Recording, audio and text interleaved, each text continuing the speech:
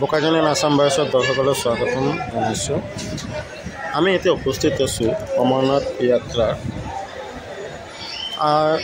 যাত্ৰাত পেহেলগামৰ পৰা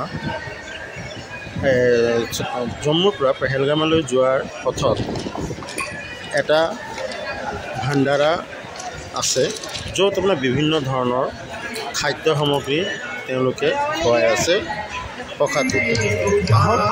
ইয়াতে কিছু দৃশ্যাংশ চাওঁ, য'ত 15-20টা ভাণ্ডাৰা আছে, য'ত বিভিন্ন ধৰণৰ খাদ্য সামগ্ৰী যেনে চাউল, দালি, তাৰপিছতে আপোনাৰ ৰুটি, পৰঠা, ফুচকা, দহি বল্লা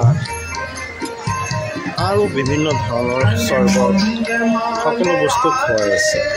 আহক চাওঁ, এইবিলাক সকলোৱে বিনামূল্যে খোৱা এইটো ভাণ্ডাৰা। অমৰনাথত আহক আৰু এটা অভূতপূৰ্ব আনন্দ লাভ কৰিব পাৰি বুলি মই আশা ৰাখিছোঁ। অসমৰ ৰাইজক মই এটাই কথা ক'ব বিচাৰোঁ, আহক অমৰনাথ যাত্ৰালৈ আৰু উপভোগ কৰক অমৰনাথৰ পথৰ যাত্ৰা। ধন্যবাদ।